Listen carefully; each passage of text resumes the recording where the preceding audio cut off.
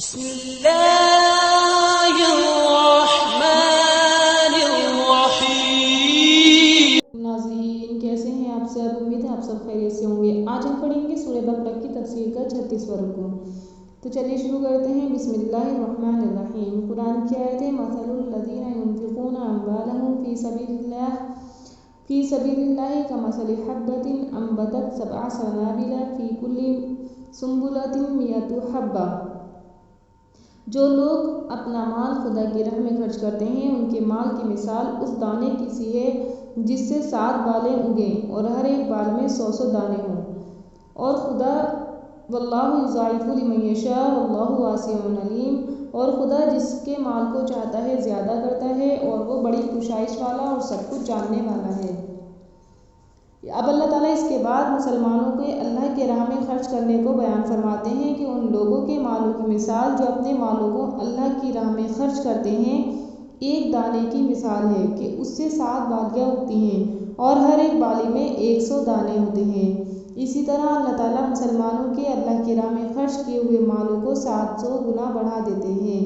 جو اس کا اہل ہو یا جس صدقہ قبول کیا جائے اس سے زیادہ ثواب عطا کرتا ہے،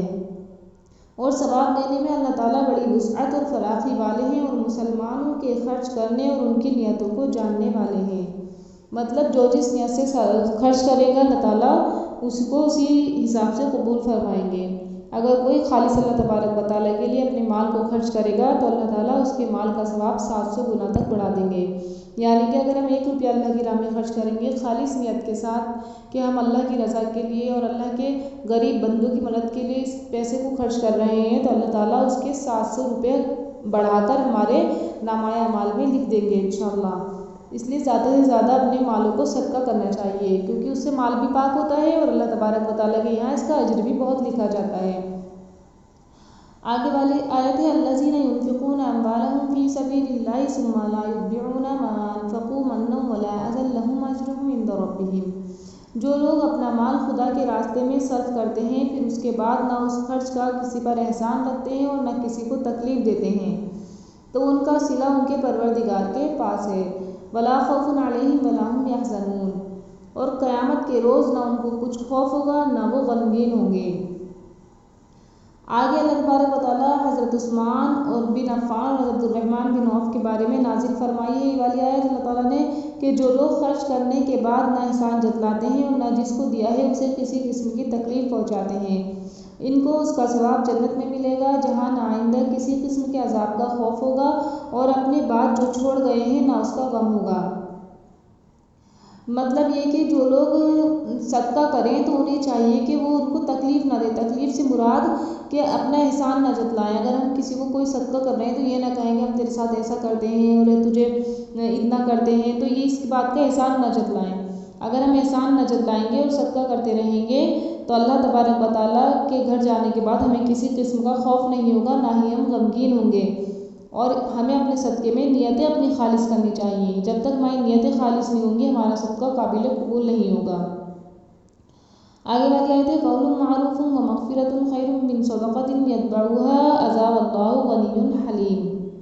جس خیرات دینے کے بعد لینے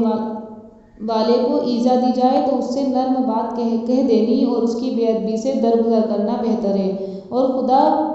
پروا اور بردبار ہے۔ اپنے مسلمان بھائی کے پیٹھ پیچھے اس کے لیے اچھی بات کہنا اور اس کے حق میں دعا کرنا اور اس کی غلطیوں سے درگزر کرنا یہ تیرے لیے اور اس کے لیے ایسے صدقہ خیرات سے اچھا بہتر ہے جس کے بعد تو اس پر احسان جتلائے یا کسی قسم کی تکلیف پہنچائے، اور اللہ تعالیٰ احسان جتلانے والے کے صدقے سے غنی ہے یعنی کہ بے نیاز ہے، اور ایسے شخص پر جلد عذاب نازل نہیں کرتے۔ جس کو دیا ہے اس کے ساتھ تکبر کر کے اسے تکلیف پہنچا کر ہم اپنے صدقات کے ثواب کو چھین لیتے ہیں اور اس شخص کی طرح ضائع کر دیتے ہیں جو دکھاوے کے لیے صدقہ کرتا ہے اور اس کے ساتھ ساتھ قیامت کے دن پر بھی ایمان نہیں رکھتا۔ مطلب یہ ہے کہ اپنے مسلمان بھائی کے لیے ہم اچھی بات کہہ دیں، اگر ہم اس کو صدقہ کر کے جتلائیں گے اس سے بہتر ہے کہ ہم کسی کو پیسے دیں صدقہ کریں اور پھر اس کو جتلائیں اور اس کو تکلیف دیں، وہ اس بات سے بہتر یہ ہے کہ کسی کو نیک بات بتا دیں اور اس کے لیے مغفرت کی دعا کر دیں، اور یہ صدقے سے زیادہ اچھا ہے اگر ہم صدقہ کر کے جتلاتے ہیں۔ آگے والی آیت ہے یا ایھا صدقاتكم بالمن والأذى كالذي ينفق ماله رئاء الناس ولا يؤمن بالله واليوم الآخر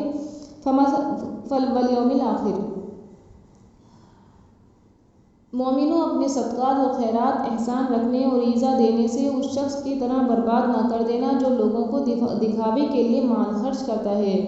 اور خدا اور روز آخرت پر ایمان نہیں رکھتا۔ فَمَثَلُهُ كَمَثَلِ صَفْوَانٍ عَلَيْهِ تُرَابٌ فَأَصَابَهُ وَابِلٌ فَتَرَكَهُ صَلْدًا۔ تو اس کے مال کی مثال اس چٹان کی سی ہے جس پر تھوڑی سی مٹی پڑی ہو اور اس پر زور کا مے برس کر یعنی بارش برس کر اسے صاف کر ڈالے۔ لا يقدرون على شيء مما كسبوا، اور اسی طرح یہ ریاکار لوگ اپنے اعمال کا کچھ بھی صلہ حاصل نہیں کر سکیں گے۔ واللہ لا يهدي القوم الكافرین، اور خدا ایسے ناشکروں کو ہدایت نہیں دیا کرتا۔ اللہ اکبر! دیکھو کتنی بڑی وعید اس میں نازل فرمائی ہے اللہ تبارک و تعالیٰ نے کہ جو صدقہ کر کے جتلاتے ہیں۔ کتنی آیتیں اس بارے میں اللہ تعالیٰ نے اتار دی ہیں کہ جو احسان جتلاتے ہیں، صدقہ کرنے کے بعد ریاکاری کرتے ہیں، مطلب دکھاوا کرتے ہیں کہ دیکھو ہم نے صدقہ کیا ہے اور اتنے پیسے دیے ہیں، اور اپنے آپ کو بڑا بنتے ہیں، تکبر لے کر آتے ہیں اپنے اندر۔ تو ان لوگوں کے بارے میں اللہ تعالیٰ نے وعید نازل فرمائی ہے کہ وہ لوگ ناشکرے ہیں اور ایسی لوگوں کو اللہ تعالیٰ ہدایت نہیں دیتا۔ بتاؤ ہدایت اتنی بڑی چیز ہے کہ ہدایت کے لیے ہر نبی نے دعا کی ہے، اور اللہ تعالیٰ ایسے لوگوں کو صاف منع کر رہا ہے ہدایت دینے کے لیے جو صدقہ کر کے جتلاتے ہیں۔ اور کتنی آیتیں اللہ تعالیٰ نے اس کی وعید میں اتار دی ہیں کہ احسان جتلانے والے اور مشرک کے صدقے کی مثال، یعنی جو شرک کرتا ہے اس کے صدقے کی مثال اور احسان جتلانے والے کو اللہ تعالیٰ نے ایک خانے میں کر دیا۔ یعنی کہ جو مشرک صدقہ کرے گا اور جو احسان جتلائے گا مسلمان صدقہ کر کے، دونوں ایک جیسے ہیں۔ ان کی مثال چکنے پتھر کی طرح ہے جس پر کچھ مٹی آ گئی ہو اور اس پر زور کی بارش پڑ گئی ہو، تو اس نے جیسا وہ چکنا صاف کیا تھا اسی طرح کر دیا، یعنی کہ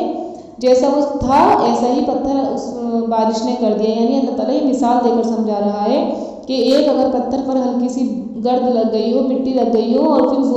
زور کی بارش پڑ جاتی ہے تو وہ پتھر بالکل چکنا اور صاف ہو جاتا ہے۔ تو دنیا میں اس طرح کے خرچ کرنے والوں کو آخرت میں کسی قسم کا ثواب نہیں ملے گا، اور اللہ تعالیٰ منافقین اور لوگوں کو دکھلاوے کے لیے خرچ کرنے والے اور صدقہ خیرات پر احسان جتانے والوں کو ان کے صدقات پر کسی قسم کا ثواب عطا نہیں کریں گے۔ اب اللہ تعالیٰ بیان فرمائیں گے کہ جو نیک لوگ ہوتے ہیں جو اللہ کی خوشنودی کے لیے صدقہ کرتے ہیں ان کے بارے میں دیکھو اللہ تعالیٰ کیا فرما رہے ہیں۔ قرآن کی آیت ہے وَمَثَلُ الَّذِينَ يُنْفِقُونَ أَمْوَالَهُمْ ابْتِغَاءَ مَرْضَاتِ اللَّهِ وَتَثْبِيتًا مِنْ أَنفُسِهِمْ كَمَثَلِ جَنَّةٍ بِرَبْوَةٍ أَصَابَهَا وَابِلٌ فَآتَتْ أُكُلَهَا ضِعْفَيْنِ، اور جو لوگ خدا کی خوشنودی حاصل کرنے کے لیے اور خلوص نیت سے اپنا مال خرچ کرتے ہیں، ان کی مثال ایک باغ کی سی ہے جو اونچی جگہ پر واقع ہو، اور جب اس پر مے پڑے تو دوگنا پھل لائے، اور اگر بارش بھی نہ پڑے تو خیر پھوار ہی صحیح، خدا تمہارے کاموں کو دیکھ رہا ہے۔ فَإِن لَّمْ يُصِبْهَا وَابِلٌ فَطَلَّ اللَّهُ بِمَا تَعْمَلُونَ بَصِيرٌ، اگر بارش بھی نہ پڑے تو خیر پھوار ہی صحیح، اور خدا تمہارے کاموں کو دیکھ رہا ہے۔ تو اللہ تبارک و تعالیٰ ان لوگوں کے اموال کی مثال جو خالص اللہ کی خوشنودی اور اپنے نفسوں کی سچائی کے لیے ثواب ملنے کا یقین کامل رکھتے ہوئے خرچ کرتے ہیں، تو ان کی مثال باغ کی طرح ہے جو کسی صاف اور بلند مقام پر ہو، اس پر خوب زور کی بارش ہو جس کی وجہ سے باغوں میں دو چند وہ پھل لایا، اور اگر ایسی زور کی بارش نہ ہو تو ہلکی سی پھوار کی طرح بارش بھی کافی ہے۔ یعنی مومن اللہ کی راہ میں جو خرچ کرتا ہے اس کی مثال چاہے وہ کم خرچ کرے یا زیادہ کرے، جب اخلاص اور اللہ کی خشیت کے ساتھ وہ خرچ کرنا ہوگا تو اس کے ثواب کو اللہ تعالیٰ دوگنا فرما دیتے ہیں، کہ جیسا کہ بارش کے بعد باغوں کے پھلوں کو دوگنا فرما دیتے ہیں، اور تم جو خرچ کرتے ہو اللہ تعالیٰ اسے اچھی طرح دیکھ رہے ہیں۔ آگے والی آیت ہے أَيَوَدُّ أَحَدُكُمْ أَن تَكُونَ لَهُ جَنَّةٌ مِّن نَخِيلٍ وَأَعْنَابٍ تَجْرِي مِن تَحْتِهَا الْأَنْهَارُ لَهُ فِيهَا مِن كُلِّ الثَّمَرَاتِ وَأَصَابَهُ الْكِبَرُ وَلَهُ ذُرِّيَّةٌ ضُعَفَاءُ، بھلا تم میں کوئی یہ چاہتا ہے کہ اس کا کھجور اور انگوروں کا باغ ہو جس میں نہریں بہہ رہی ہوں، اور اس میں اس کے لیے ہر قسم کے میوے موجود ہوں، اور اسے بڑھاپا آ کر پکڑے، اور اس کے چھوٹے چھوٹے بچے بھی ہوں۔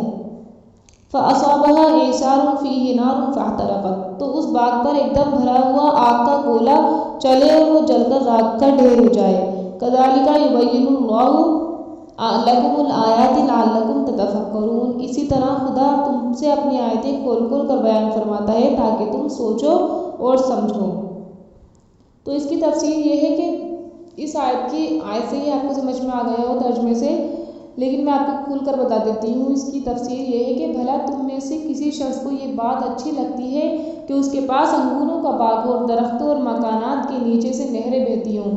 اور اس باغ میں مختلف قسموں کے پھل ہوں، پھر وہ بڑھاپے کی وجہ سے کسی کام کا نہ رہے، اور اچانک یہ باغ ایک گرم یا ٹھنڈے آگ کی لپیٹ میں آ جائے جس سے وہ بالکل ختم ہو جائے،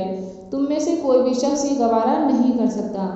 تو اللہ تعالیٰ کی یہ نشانیاں بیان فرماتے ہیں تاکہ قرآن کی مثالوں پر غور کرو، اور آخرت میں کافروں کی یہی مثال ہوگی کہ وہاں بغیر کسی تدبیر کے باقی رہ جائے گا اور نہ دنیا میں لوٹ کر آنے کا موقع ملے گا، جیسا کہ بوڑھا رہ جاتا ہے کہ اب جوانی بھی نہیں مل سکتی اور واپس بھی وقت کو نہیں لا سکتا، تو بوڑھے کی طرح کافر بھی قیامت کے دن نہ دنیا میں آئے گا اور نہ کوئی اس کی تدبیر کام کرے گی۔ تو اللہ تبارک و تعالیٰ مثالیں دے کر یہ بیان فرما رہے ہیں تاکہ تم سمجھو۔ امید ہے آپ کو یہ جو کچھ سمجھ میں آ گیا ہوگا، جو سمجھ میں نہیں آیا آپ مجھ سے کمنٹ کر کے پوچھ سکتے ہیں، اور زیادہ سے زیادہ تفسیر سیکھیے اور قرآن کو سمجھ کر پڑھنے کی کوشش کیجیے تاکہ آپ کو بھی فائدہ ہو اور پوری امت مسلمہ کو اس کا فائدہ حاصل ہو۔ السلام علیکم۔